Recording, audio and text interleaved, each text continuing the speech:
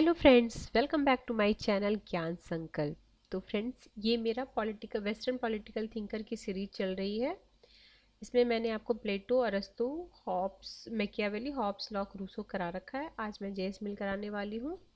और जो थिंकर छोटे छोटे जिनका कम कंटेंट है वो मैं एक दिन में 3-4 थिंकर को करा दूंगी। जैसे बेंथम हो गया और बहुत सारे थिंकर हैं जिनके बहुत कम है, तो एक दिन में मैं उसे करा दूंगी। जेएस मिल थोड़ी से मतलब इनके कंटेंट ज़्यादा हैं तो मैं आज इन्हें करा दे रही हूँ।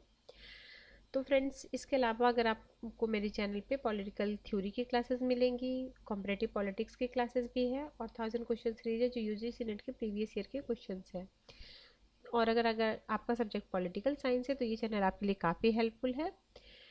इसमें मैं यूजीसी नेट के सिलेबस के अकॉर्डिंगली सारा कवर करा रही हूँ। अगर आगामी आप कोई भी एग्ज़ाम दे रहे हो, टीजीटी, पीजीटी दे रहे हो किसी भी स्टेट का, तो अगर आपका सब्जेक्ट पॉलिटिकल साइंस है तो ये चैनल आपके लिए काफ़ी हेल्पफुल है। तो फ्रेंड्स, आज का क्लास स्टार्ट करते हैं। अगर आपको किसी वजह से ये चैनल हेल्प करिए आपकी प्रिपरेशन में तो प्लीज़ लाइक कीजिए मेरे वीडियो को, सब्सक्राइब कीजिए मेरे चैनल को और अपने फ्रेंड में शेयर भी कीजिए।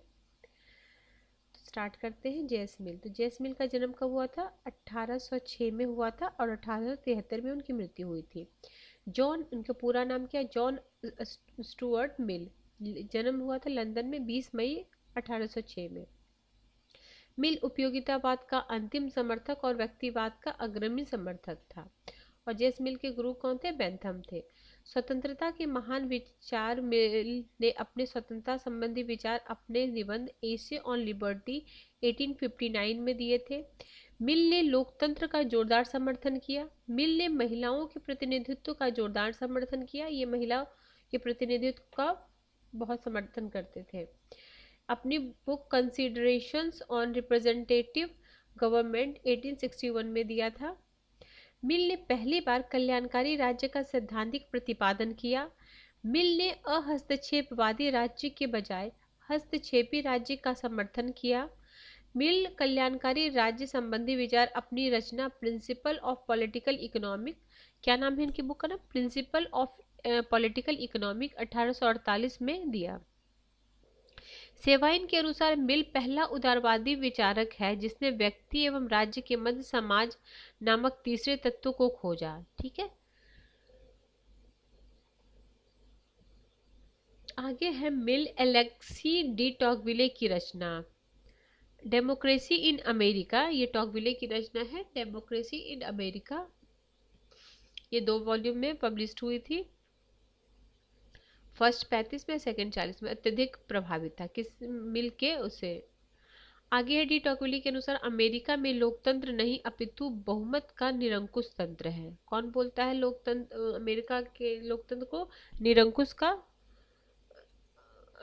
बहुमत का निरंकुश तंत्र है। वो ऑगस्टे काम्टे के विचार से भी अत्यधिक प्रभावित था। अगस्त काम्टे ने समाज के विकास को निम्नलिखित चरणों का उल्लेख किया: धार्मिक, तात्विक, वैज्ञानिक, सकारात्मक। स्वतंत्रता, मिल की रचना ऑन लिबर्टी। जॉन मिल 1608 से 1674 में निबंध Areopagitica, a speech of Mister John Milton for the liberty of unlicense reprinting to the parliament of England के समान महत्वपूर्ण मानी गई है।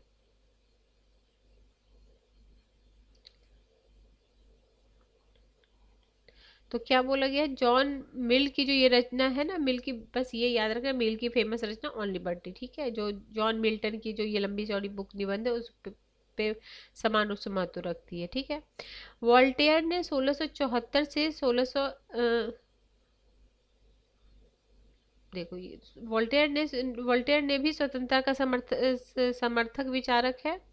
और ये जो बुक है मैं किस बुक से करा रही हूँ ये भी मैं आपको बता, ये राजेश मिश्रा की बुक से मैं आपको करा रही हूँ। मिल की स्वतंत्रता का मूलभूत आशय विचार, अभिव्यक्ति एवं भाषण की पूर्ण स्वतंत्रता। वो पागल को भी बोलने का पूरा हक देते हैं। बोलते हैं कि अपनी अभिव्यक्ति, अपने विचारों की अभिव्यक्ति करने का हक सबको है। मिल ने वाक अभिव्यक्ति की निरपेक्ष स्वतंत्रता पर बल दिया है। मिल के अनुसार प्रत्येक प्रकार का प्रतिबंध बुरा है, प्रतिबंधों का अभाव ही स्वतंत्रता है। प्रतिबंध का अभाव ही स्वतंत्रता है।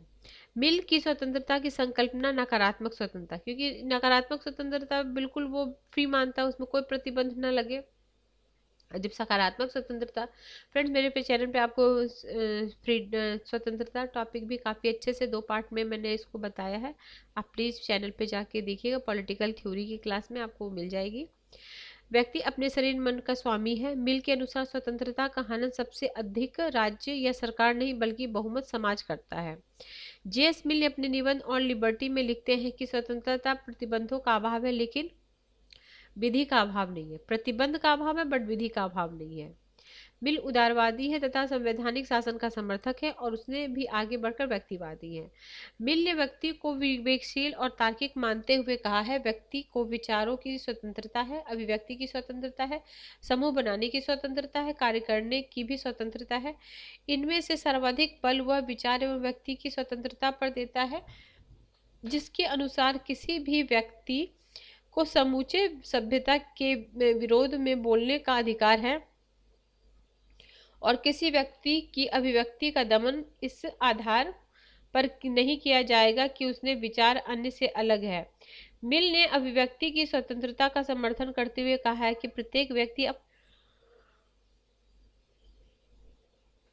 अपने विचार अभिव्यक्ति करे, क्योंकि आज तक कोई पूर्ण विचार या पूर्ण सत्य नहीं प्राप्त हो सका है, इसलिए विचार विमर्श को बढ़ावा देना आवश्यक है। उसके अनुसार यदि कोई व्यक्ति यह दावा करने लगे कि उसका विचार एकमात्र सत्य है, त्रुटिपूर्ण है, जैसे मैं जो बोली वही सत्य, ऐसे नहीं है कि अभी तक कोई पूर्ण सत्य प्राप्त ही नहीं हो पाया है। यह स्वतंत्रता के लिए खतरा बन जाता है क्योंकि विरोधी तत्वों को दमित करने का प्रयास किया जाता है। मिल के विचार और अभिव्यक्ति की निरपेक्ष स्वतंत्रता एब्सोल्यूट लिबर्टी का समर्थन किया, जिसका अभिप्राय है कि वाक और अभिव्यक्ति की स्वतंत्रता पर कोई प्रतिबंध नहीं लगाया जा सकता। यदि कोई व्यक्ति दूसरे के विचारों से असहमत है तो उससे उस व्यक्ति के विचारों के दमन का अधिकार नहीं दिया जा सकता। इसका प्रसिद्ध कथन है कि प्रत्येक व्यक्ति अपने मन और शरीर का मालिक है, इसलिए व्यक्ति के विचारों पर समाज और राज्य का नियंत्रण संभव नहीं है। स्वतंत्रता के पक्ष में तर्क, कोई व्यक्ति सत्य के ज्ञान का पूर्ण दावा नहीं कर सकता, अतः विचार विमर्श के द्वारा ही सत्य का ज्ञान होता है। एक व्यक्ति यदि समूचे सभ्यता के खिलाफ बोले तो उसे भी चुप नहीं किया जा सकता। स्वतंत्रता का दमन समूचे समाज को किसी विचार से वंचित कर सकता है। स्वतंत्रता पर प्रतिबंध की शर्तें, स्वतंत्रता पर प्रतिबंध लगाया जा सकता है जब आप दूसरे के समान स्वतंत्रता का हनन करें। नागरिक कर्तव्य की भूमिका में होने पर प्रतिबंध लगाया जा सकता है। उदाहरण के लिए कार्य पर तैनाती सिपाही देश पर वायु आक्रमण के समय स्वतंत्रता को प्रतिबंधित किया जा सकता है। स्वतंत्रता का महत्व, व्यक्ति के व्यक्तित्व के विकास के लिए स्वतंत्रता आवश्यक है। मिल आदर्शवाद विचारक हेम्बोल्ट के विचारों से प्रभावित है। सभ्यता के विकास के लिए भी स्वतंत्रता अपरिहार्य है। कार्य की स्वतंत्रता, मिल ने व्यक्ति के कार्य को स्वयं परक और अन्य परक कार्यों में विभाजित किया। ये भी सीधे क्वेश्चन पूछे, स्वयं परक और पर परक की कार्यों का विभाजन किस थिंकर ने किया है। स्वयं परक क्या होता है, इस पर कोई प्रतिबंध नहीं लगाया जा सकता है जो केवल स्वयं व्यक्ति के जीवन को प्रभावित करता है। जैसे जो कार्य मैं कर रही हूँ उस पर किसी और का उस पर कोई मतलब असर नहीं होगा तो उसमें कोई प्रतिबंध नहीं लगाया जा सकता। लेकिन पर परक की बात है जिसमें किसी दूसरे के विचारों, किसी दूसरे पे मतलब प्रभाव डालेगा तो उसमें प्रतिबंध लगाया जा सकता है। तो अन्य प्रकार इसमें प्रतिबंध लगाया जा सकता है जो समाज और अन्य व्यक्तियों को प्रभावित करता है। सकारात्मक स्वतंत्रता के विचार, मिल के अनुसार अपनी इच्छा कार्य करना स्वतंत्रता है, परंतु कई बार अन्य लोगों इस इच्छा को हमसे ज्यादा जानते हैं। मिल ने पुल का उदाहरण देते हुए कहा है कि यदि पुल टूटा हुआ है तो अन्य व्यक्ति हमें पुल पार करने से रोक सकता है। यहाँ पर आकर मिल स्वतंत्रता पर अनजाने में प्रतिबंध लगा देता है तथा सकारात्मक स्वतंत्रता की ओर बढ़ जाता है, परंतु मूल रूप में मिल स्वतंत्रता नकारात्मक स्वतंत्रता ही है। मिल के स्वतंत्रता के विचार की आलोचना, वारकर के अनुसार मिल की स्वतंत्रता खोखली और उसका व्यक्तिवाद अमूर्त है, क्योंकि वह स्वतंत्रता प्राप्त करने हेतु उपायों को नहीं बताता और अधिकारों की कोई व्यवस्था नहीं करता। बोसांके के अनुसार मिल का व्यक्तिवाद अनालोचित व्यक्तिवाद है, जो अनालोचित समूहवाद की ओर झुकाव की प्रकृति रखता है। लोकतंत्र का विचार। मिल ने लोकतंत्र का विचार संसदीय प्रतिनिधिवादी लोकतंत्र का है। इसे आजकल परिचर्चात्मक लोकतंत्र भी कहा जाता है। अतः वह रूसो के प्रत्यक्ष लोकतंत्र की मान्यता का समर्थन नहीं है। इसमें बेंथम ने एक व्यक्ति एक मत की मान्यता को अस्वीकार किया है। तो बेंथम का है एक व्यक्ति एक मत, बट ये इस बात को नकारते हैं।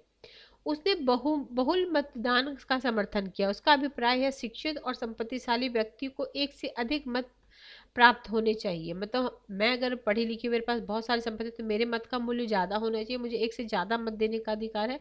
और जो कम समाज में सहयोग करते हैं आर्थिक रूप से, मतलब शैक्षणिक रूप से, तो उनको कम मत हो। तो भारत मत इनके मतलब इनके की पॉइंट है। भारत मत का प्रयोग सबसे पहले किसने किया? तो मिल ने किया था। और बेंथम जो इनके गुरु थे, एक व्यक्ति एक मत की मान्यता को मानते थे। इसलिए मैकफर्सन ने मिल के लोकतंत्र को उदारवादी लोकतंत्र के विकासात्मक मॉडल में रखा है। वेपर के अनुसार उसने मत को एक कर्तव्य कहा है।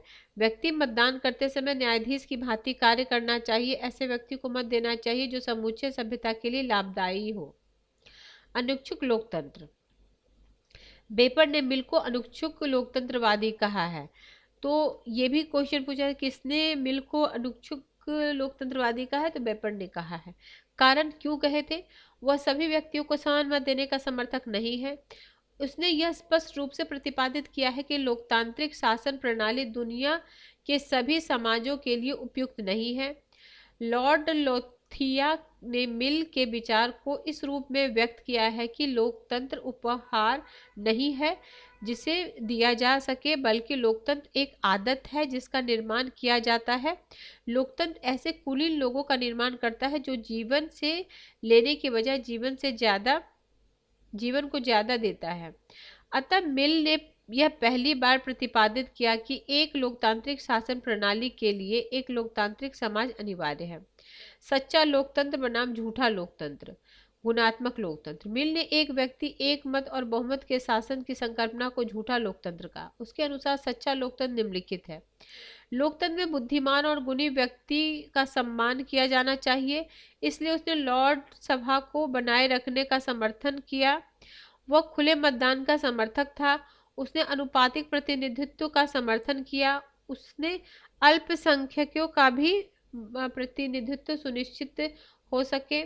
बहुल मतदान का समर्थन करते हुए पढ़े लिखे संपत्तिशाली व्यक्तियों को 5 मत देने का समर्थन किया।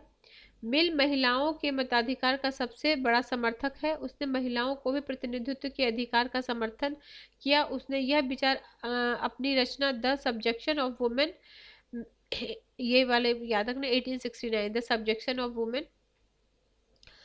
वह संसदों के वेतन का समर्थक नहीं है। अनुपातिक प्रतिनिधित्व का सिद्धांत का जन्मदाता हेयर को माना जाता है।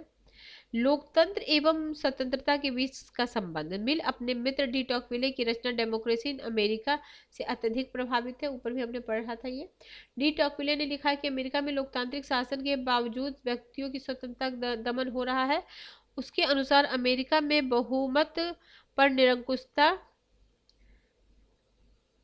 व्याप्त है। मिल ने टॉकविले के विचारों को पूर्णतः स्वीकार करते हुए कहा है कि लोकतंत्र शासन में सभी के स्वतंत्रता की गारंटी नहीं है। विशेष तौर पर लोकतांत्रिक शासन में समाज के अशिक्षित गरीब लोगों का प्रभाव बढ़ जाता है और वे पढ़े लिखे संपत्तिशाली व्यक्तियों की स्वतंत्रता के लिए खतरा बन जाते हैं।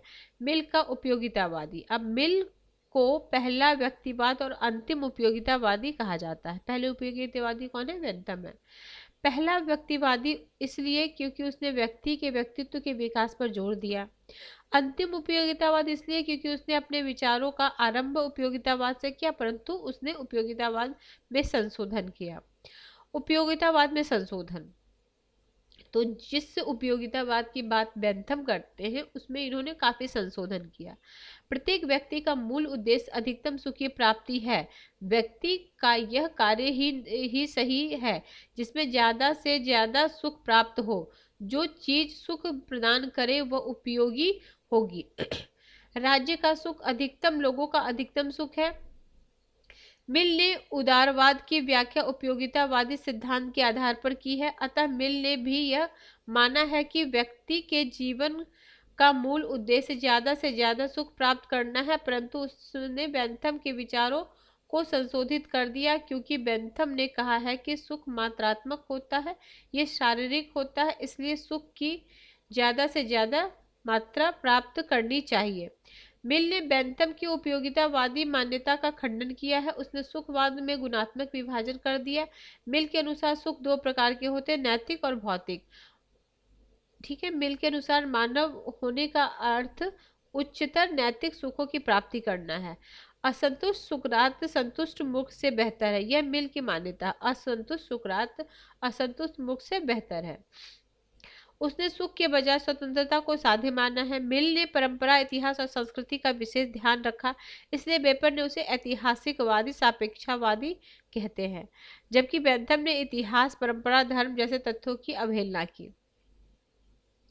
मिल एक व्यक्तिवादी है। मिल को पहला व्यक्तिवादी और अंतिम उपयोगितावादी कहा जाता है।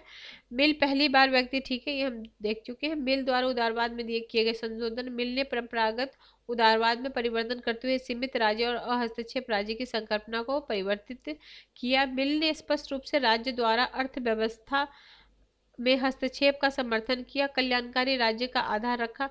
मिल ने अपनी प्रसिद्ध रचना प्रिंसिपल ऑफ पॉलिटिकल इकोनॉमी में स्पष्ट रूप में स्वीकार किया कि समाज में सभी व्यक्ति अपने विकास की यात्रा समान रूप से आरंभ नहीं करते, अतः राज्य को अर्थव्यवस्था में हस्तक्षेप करना चाहिए।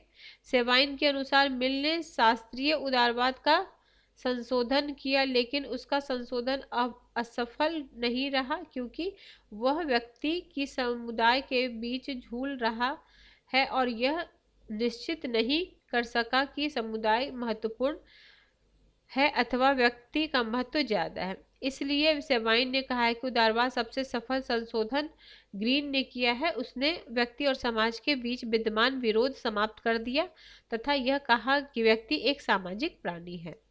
अब राज्य की संकल्पना क्या किए थे, तो राज्य को यांत्रिक प्रकृति का मानते हैं, परंतु मिल का विचार है कि समूहवाद का आधार भी विद्यमान है। एवं मिल के विचारों से इंग्लैंड का फेबियन समाजवादी विचारधारा भी प्रभावित है। कल्याणकारी राज्य का सैद्धांतिक रूप में पहली बार स्पष्ट प्रतिपादन किया। मिल ने नकारात्मक उदारवाद का संशोधन करते हुए उसे सकारात्मक उदारवाद में परिवर्तित कर दिया। मिल पहली बार राज्य के अर्थव्यवस्था में हस्तक्षेप को स्वीकार किया, अतः मिल ने हस्तक्षेप राज्य का प्रतिपादन किया। मिल ने प्रगतिशील करारोपण का समर्थन किया। समाज में विषमता का मूल कारण मिल ने सामंती व्यवस्था को बताया। सभ्यता के विकास में सभी अपनी यात्रा समान रूप से आरंभ नहीं करते। मिल का ऐसा विचार उनकी पुस्तक प्रिंसिपल ऑफ पॉलिटिकल इकोनॉमी में वर्णित है। मिल के विचार में इंग्लैंड के फेबियन समाजवादी थे, अतः मिल झुकाव समूहवाद की ओर भी था। मिल ने a system of logical ratiocinative and the inductive नामक रचना लिखी। मिल ने यूटिलिटेरियनिज्म नामक रचना लिखी। महिला के उत्थान संबंधी विचार, तो उनका सब्जेक्शन ऑफ वुमेन 1869 में महिला के सार्वजनिक क्षेत्र में समानता के लिए जोरदार तर्क दिया। 3 एसेस ऑन रिलीजन्स इतना में लिखा गया 1874 में। मिल ने महिलाओं को संपत्ति अधिकार का समर्थन किया। मिल ने पुरुष महिलाओं को बौद्धिक और नैतिक रूप में क्षमता में कोई भेद नहीं किया तथा सार्वजनिक जीवन में दोनों सहभागिता समान रूप से होनी चाहिए तथा उन्हें समान रूप से मताधिकार प्राप्त होने चाहिए। मिल ने इस बिंदु की ओर ध्यान दिया है कि हम मानवीय समानता का तो समर्थन करते हैं, लेकिन लैंगिक समानता का नहीं। मिल ने सार्वजनिक कार्यों के लिए दिए जा रहे पुरुषों और महिलाओं के वेतन में असमानता का भी विरोध किया। तो फ्रेंड्स, आज हमने मिल को अच्छे से कंप्लीट कर लिया है। अगले क्लास में मैं हीगल को करा दूंगी। फिर हीगल और बेंथम को मैं एक साथ करा दूंगी, ठीक है फ्रेंड्स। तो अगर आपको किसी वजह से ये क्लास हेल्पफुल लग रही है, अगर आपके प्रिपरेशन में थोड़ी भी हेल्प कर रही है, तो प्लीज़ आप मेरे चैनल को सब्सक्राइब कीजिए, मेरे वीडियो को लाइक कीजिए, अपने फ्रेंड में शेयर कीजिए। Till then bye bye, see you in next video.